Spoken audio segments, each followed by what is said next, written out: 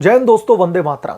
लद्दाख की सड़कों पर खून बहाने वाले हिंसक प्रदर्शनों के पीछे की साजिश को उजागर करने वाली केंद्र सरकार की कार्रवाई के बीच में अब एक नया मोड़ आता दिखाई दे रहा है। दरअसल क्लाइमेट एक्टिविस्ट सोनम वांगचुक की पत्नी गीतांजलि ने सुप्रीम कोर्ट का दरवाजा खटखटाया है वांगचुक की जमानत के लिए उनके खिलाफ की गई कार्रवाई के खिलाफ में। उन्होंने हैबियस कॉर्पस याचिका दाखिल करके पति की रिहाई की गुहार लगाई है और नेशनल सिक्योरिटी एक्ट यानी कि एनएसए जिसके तहत उसे गिरफ्तार किया गया है उसको अवैध बताते हुए चुनौती दी है। लेकिन दोस्तों, विशेषज्ञों का मानना यह है कि वांगचुक के जघन्य अपराधों जिनमें हिंसा भड़काना, विदेशी ताकतों से सांठगांठ और राष्ट्रीय सुरक्षा को खतरे में डालना शामिल है, जिसकी वजह से सुप्रीम कोर्ट से जमानत मिलना मुश्किल ही नहीं एक तरीके से नामुमकिन है। केंद्र सरकार ने दोस्तों साफ कर दिया है कि सार्वजनिक व्यवस्था और राष्ट्रीय हित सर्वोपरि है और वांगचुक जैसे अराजक तत्वों पर शिकंजा कसना बेहद ही जरूरी है। यह मामला लद्दाख के शांतिपूर्ण क्षेत्र को अराजकता में धकेलने की एक सुनियोजित साजिश का हिस्सा है। 24 सितंबर को दोस्तों लेह में शुरू हुए प्रदर्शनों ने देखते ही देखते हिंसक रूप धारण कर लिया और इसके लिए जिम्मेदार कौन था? जैसे कि कश्मीर से लेकर के दिल्ली तक जो भी खबरें निकल करके सामने आई वांगचुक के खिलाफ ही थी। 4 निर्दोष नागरिकों की मौत हो जाती है, 80 से ज्यादा लोग घायल हो जाते हैं। ये सब कुछ सोनम वांगचुक की उकसाने वाली स्पीचों और भ्रामक वीडियोस का नतीजा था।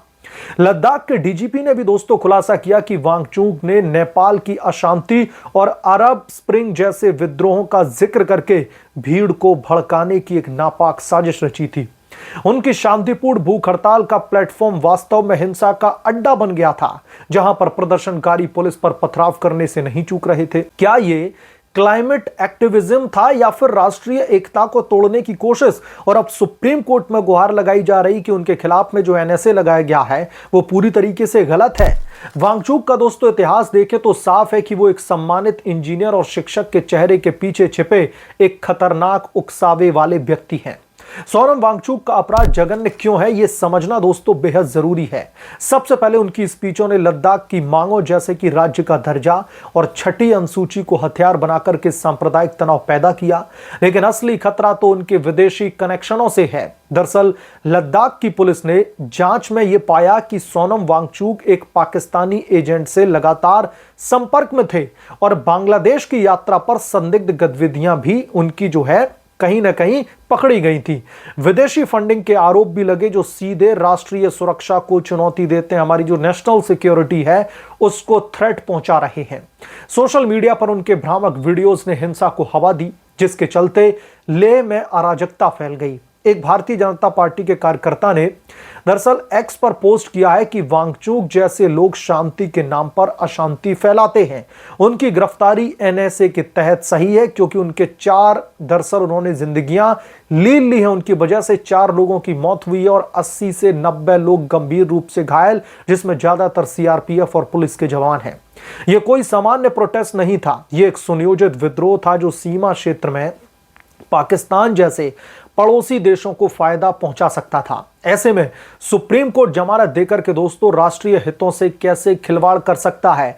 इसलिए वांगचुक की पत्नी ने जो गुहार लगाई है सुप्रीम कोर्ट में, जमानत तो मिलना बहुत दूर की बात है। एनएसए के तहत हिरासत के प्रावधान सीधे तौर पर साफ हैं। सार्वजनिक व्यवस्था को खतरा होने पर तत्काल कार्रवाई जरूरी है। वांगचुक की याचिका में यह दावा किया गया है कि गिरफ्तारी अवैध है, लेकिन सबूतों के ढेर के आगे ये तर्क कमजोर पड़ रहे हैं। कैसे सोनम वांगचुक की गिरफ्तारी अवैध है जब वो जेमजी को भड़का रहे हैं? नेपाल की तर्ज पर यहां पर भी बवाल करना चाहते तो कैसे अवैध है? गीतांजलि की याचिका 32वें अनुच्छेद के तहत दाखिल की गई है, जिसमें उन्होंने पति की गिरफ्तारी को हैरेसमेंट करार दिया है। उन्होंने राष्ट्रपति, प्रधानमंत्री, कानून मंत्री और लद्दाख के एलजी को भी पत्र लिखा था, लेकिन यह भावुक अपील से ज्यादा एक राजनीतिक स्टंट लगता है। ले एपेक्स बॉडी ने भी मजिस्ट्रियल प्रोब को खारिज कर दिया है, जो कि साफ करता है कि हिंसा के जिम्मेदारों को बचाने की कोशिश की जा रही है। विपक्षी दलों ने इसे लोकतंत्र पर हमला कहा है, लेकिन सच्चाई यह है कि वांगचुक जैसे लोग लोकतंत्र को ही खतरे में डाल रहे हैं। एक एक्स यूजर ने लिखा है कि वांगचुक की गिरफ्तारी क्यों? क्योंकि उन्होंने लेह में हिंसा भड़काई। अब पत्नी सुप्रीम कोर्ट जा रही है, यह ड्रामा है, न्याय नहीं। अब दोस्तों सवाल यह उठता है कि केंद्र सरकार सोनम वांगचुक पर शिकंजा कैसे कस रही है? मोदी सरकार की नीति साफ है, राष्ट्रीय सुरक्षा से समझौता नहीं। 26 सितंबर को नेशनल सिक्योरिटी एक्ट के तहत गिरफ्तारी के बाद में सोनम वांगचुक को जोधपुर की सेंट्रल जेल में शिफ्ट किया गया, जहां पर वो हिरासत में हैं। लद्दाख के एलजी ने हिंसा के जिम्मेदारों की मजिस्ट्रियल जांच के आदेश दिए हैं, जिसमें वांगचुक की भूमिका प्रमुख होगी। उनकी एनजीओ का लाइसेंस भी रद्द कर दिया गया है। फॉरेन फंडिंग आ रही थी और उस फंडिंग का इस्तेमाल क्या इन दंगाइयों को भड़काने के लिए देश के खिलाफ किसी एक्टिविटी में इस्तेमाल हो रहा था, उसकी भी इन्वेस्टिगेशन चल रही है और पाकिस्तान लिंक की भी जांच अब तेज हुई है। लेफ्टिनेंट गवर्नर ने कहा है कि वांगचुक की हिरासत विश्वसनीय आधारों पर है। ये दरअसल विच हंट नहीं है, बल्कि कानून का राज है। सरकार ने 26 प्रदर्शनकारियों को भी गुडविल में रिहा भी किया है, लेकिन हिंसा के मास्टरमाइंड को छोड़ा नहीं जा सकता। यह संतुलित कार्रवाई है। शांति चाहने वालों को राहत, अराजकता फैलाने वालों को सजा। वांगचुक का केस दोस्तों एक सबक है कि पर्यावरण और शिक्षा के नाम पर राष्ट्रीय हितों से खिलवाड़ बिल्कुल भी बर्दाश्त नहीं किया जाएगा।